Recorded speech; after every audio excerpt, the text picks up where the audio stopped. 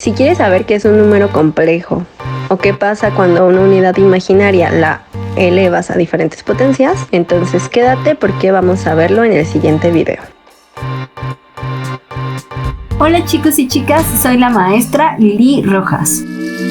El día de hoy vamos a platicar de los números complejos. No sé si recuerden que ese tema ya lo habíamos visto y habíamos platicado acerca de qué tipo de números existen. Habíamos platicado que existen conjuntos de números y pues tenemos los números reales, tenemos los números complejos, tenemos los números que son racionales, irracionales, los enteros, los naturales.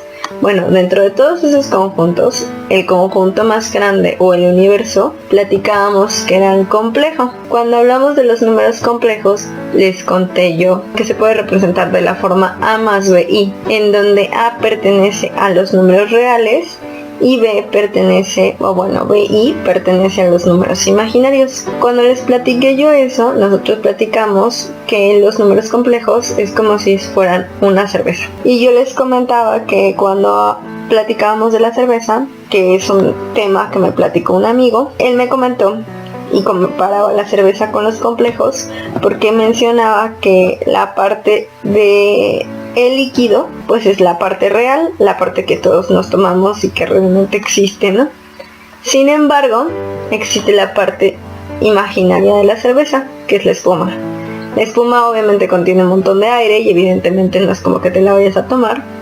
Sin embargo está ahí, a veces la saboreas, pero no es del todo cierta, ¿no? Y entonces están los números imaginarios. Esa es la parte imaginaria de la cerveza. Entonces la parte real es el líquido, la parte imaginaria es la espuma. Y la completa pues forma la cerveza. Igual que los números complejos.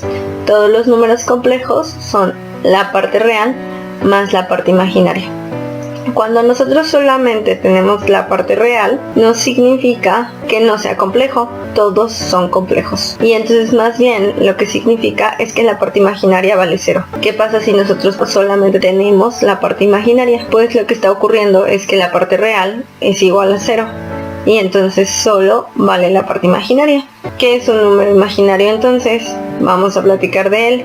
Cuando nosotros hablamos de los imaginarios, nos estamos refiriendo a una raíz de -1. Ese es el imaginario y como tal. Recuerden que los imaginarios en general son las raíces negativas que son pares. Nosotros ya platicamos antes acerca de los radicales. Entonces justo habíamos platicado que los radicales pueden ser pares o impares y la paridad la vemos aquí. Cuando nosotros hablamos, por ejemplo, de una raíz impar, una raíz impar sí puede ser negativa. ¿Por qué? Porque recuerden que la raíz cuadrada, por ejemplo, ¿de dónde se saca? De la multiplicación del mismo número para que dé lo que está dentro de la raíz. Vamos a suponer, si yo tengo raíz de 25, su solución pues es 5, ¿no? 5 por 5 da 25. ¿Qué pasa entonces si yo tengo la raíz negativa de -25? Yo no voy a encontrar un número que multiplicado 2 veces de -25 cuando es raíz cuadrada. ¿Qué es lo que podría pasar? Bueno, si yo pongo -5 por -5 me vuelve a dar más 25. Entonces no da la parte de adentro de nuestra raíz. Sin embargo, ¿qué ocurre si yo tengo una raíz cúbica? Si yo tuviera, por ejemplo, la raíz cúbica de -27, ¿puedo encontrar un número que multiplicado 3 veces por sí mismo de -27? Pues sí, la respuesta va a ser -3. -3 por -3 más 9. Por -3 otra vez me da -27, entonces sí me da lo que está aquí adentro. Por eso es la razón que cuando hablamos de los imaginarios y de los complejos, yo siempre les menciono y les recuerdo que estamos hablando de raíces que son pares, es decir, este numerito de aquí es par y es negativo lo que está dentro. Recuerden que lo que es negativo es lo que está dentro de la raíz, no afuera. Bueno, vamos a continuar. Ahora, tenemos esta representación de la que hablamos, que es la I. Pero la I solo habla de la unidad de los imaginarios. Eso significa que como unidad estamos hablando que representa a la raíz cuadrada de menos 1. Esa va a ser una unidad imaginaria. ¿Qué va a pasar entonces si nosotros queremos deshacernos de un número imaginario? Bueno, primero vamos a ver, antes de hacer las sumas, multiplicaciones y las otras operaciones, vamos a platicar qué pasa cuando yo elevo una unidad imaginaria a diferentes potencias. Vamos a comenzar por la raíz cuadrada de menos 1 a la 1. Evidentemente eso no va a cambiar en nada las cosas, va a seguir siendo raíz cuadrada de menos 1, entonces evidentemente sigue siendo un imaginario. ¿Qué pasa cuando yo tengo una raíz cuadrada elevada al cuadrado? Todos sabemos por la clase anterior que elevarlo al cuadrado implica que nos va a quedar un 2 sobre un 2, que eso significa un 1. Eso significa que va a quedar elevado a potencia un 1 y va a quedar menos 1. Bueno, entonces, ¿qué va a ocurrir si yo lo pongo elevado al cubo? En realidad lo que voy a estar haciendo es multiplicar este menos 1 por esta raíz cuadrada. Vamos a hacerlo. También lo puedo ver como una separación de esta multiplicación. Lo que tengo al elevarlo al cubo es la multiplicación de la raíz cuadrada de menos 1 elevado al cuadrado por la raíz cuadrada de menos 1, y entonces eso va a implicar que yo tenga un menos 1 multiplicando a la raíz cuadrada de menos 1, y eso a su vez nos dará menos raíz cuadrada de menos 1. Esa es la solución para la raíz cúbica. ¿Qué va a ocurrir entonces si ahora yo tengo la raíz cuadrada de menos 1 elevado a la cuarta? Pues vamos a tener multiplicándose dos veces dos raíces cuadradas. Me queda raíz cuadrada de menos 1 elevado al cuadrado por la raíz cuadrada de menos 1 elevado al cuadrado. Su solución va a dar entonces igual a menos 1 por menos 1, que nos da como solución un 1 positivo. Si se fijan, vamos a tener entonces la primera elevado a la primera potencia nos da la misma raíz cuadrada de menos 1. Elevado al cuadrado pues me va a dar menos 1. Elevado al cubo me va a dar menos raíz cuadrada de menos 1. Elevado a la cuarta potencia me da un 1. ¿Qué va a pasar con el 5, con el 6 y el 7? Vamos a hacerlos. Ahora vamos a hacer los más sencillos. ¿Qué es lo que voy a tener elevando aquí?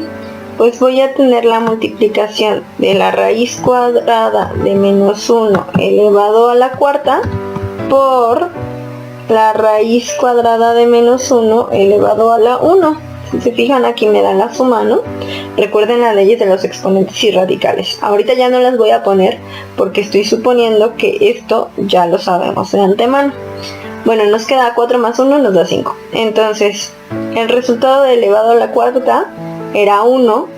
Entonces esto va a ser igual a 1 por la multiplicación de raíz cuadrada de menos 1, que sigue siendo raíz cuadrada de menos 1. ¿Y eso qué va a dar? Pues raíz cuadrada de menos 1. Otra vez.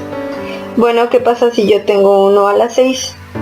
Si yo lo quiero simplificar en una multiplicación de dos cosas, pues sería raíz cuadrada de menos 1 elevado al cuadrado por la elevación de la raíz cuarta de menos 1. Y entonces esto me va a dar la multiplicación de las operaciones que anteriores, que era menos 1, por la de la cuarta, que es 1. Y entonces menos 1 por 1 pues me da 1. Si se fijan, vamos a tener un patrón. Raíz cuadrada de menos 1, menos 1, menos raíz cuadrada de menos 1, 1, y volvemos a tener lo mismo. Es como si volviéramos a comenzar. Me río porque no sé cuánto no fue lo que no grabé. En fin, bueno. Entonces, si yo tengo todo esto así, pues tengo un patrón y ya lo único que tengo que hacer es aprenderme en realidad las primeras 4, ¿sale? Entonces, ¿qué significa eso? Pues yo con las primeras 4 elevaciones puedo saber qué es lo que va a ocurrir si yo tuviera elevado, no sé. Si yo tuviera raíz cuadrada de menos 1 a la 16, lo que tengo que hacer es buscar su separación. Acuérdense que aquí estamos usando las leyes de las exponentes y radicales y sabemos que si yo multiplico, en realidad lo que hago con los exponentes es sumar. Entonces, si yo quiero encontrar un 16, voy a desmenuzar entre lo más grande que encuentre de los primeros 4, siempre van a usar los primeros 4. Entonces, si yo quiero encontrar el del 16, pues obviamente me conviene usar el 4, ¿no? 4 más 4 más 4 más 4, pues me va a dar 16. Entonces tendría que multiplicar los resultados 4 veces de la raíz cuadrada de menos 1 elevado a la cuarta. 1 por 1 por 1 por 1. Pues obviamente me va a dar 1. Entonces, eso es lo que tendría que yo estar haciendo o pensando en desmenuzar, ¿no? Y usando las leyes de potencias. De cómo desmenuzar, ¿no?, esas potencias en una suma que quede como con los 4 primeros números más grandes y después multiplicar cada uno de esos resultados para que entonces me dé la que yo quiero. Vamos a hacer un ejemplo. Bueno, antes de continuar, vamos a poner la lista de cuáles serían los resultados si yo, en lugar de tener raíz cuadrada de menos 1, lo tengo con la unidad imaginaria y lo pongo a la i.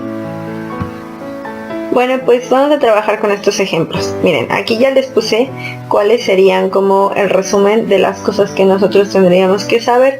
Recuerden que si no se las aprenden no pasa nada con que sepan la primera, pues ya van haciendo las otras. O sea, no es gran chiste hacer los resultados de estas 4.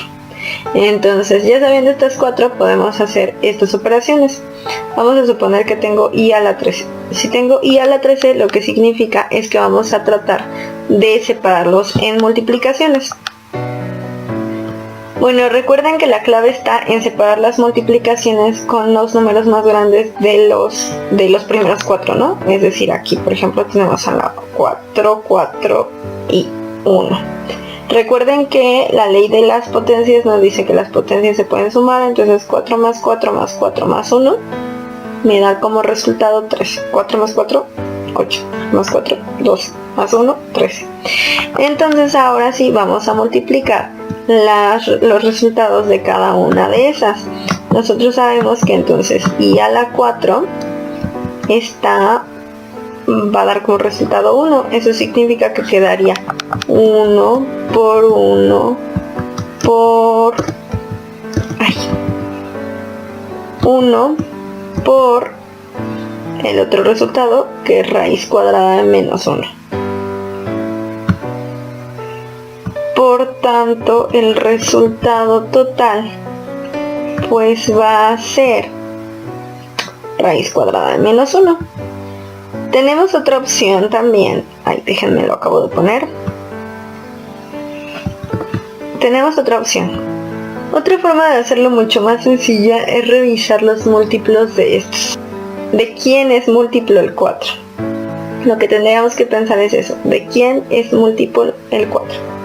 El 4 es múltiplo de 8. El 4 es múltiplo de 12, el 4 es múltiplo de 16. Lo que tendríamos que hacer es revisar cuál es el patrón de la suma de 4 más 4 más 4 más 4, lo que vaya dando. Y de acuerdo a eso vamos a revisar si el número que yo tengo aquí es factor, no, más bien el 4 es factor de ese número. Por ejemplo, 11. En realidad el 4 puede ser múltiplo de 12. Eso significa que en realidad se está repitiendo únicamente 2 veces. ¿Cómo voy a saber eso? Pues con la multiplicación. 4 por 2 me da 8. Y para alcanzar el 11 me faltan 3. Entonces significa que yo voy a tener 2 veces multiplicado el 1. O incluso ya nada más pongo ese resultado. Eso significa que voy a tener 1 por 1, pues me va a quedar 1. Y el 11 tiene un 3. ¿qué es lo que va a ocurrir? Pues entonces me va a quedar como resultado únicamente este. Esto es mucho de imaginación, entonces la verdad es un poco complejo. Creo que lo más sencillo para revisar cuál es la operación o cómo queda el resultado es simplemente pues hacer esta separación, ¿no? Creo que es mucho más sencillo así. A mí en lo particular se me hace más sencillo. Sin embargo, pues hay diferentes formas de hacerlo, ¿no? Ustedes son los que tienen que acomodarse. Vamos a hacer el del 9. El del 9 hay que hacer la separación. Acuérdense que siempre vamos a tener primero el 4. Entonces yo lo que quedaría es I a la 4. Es más, la voy a poner nada más como una potencia.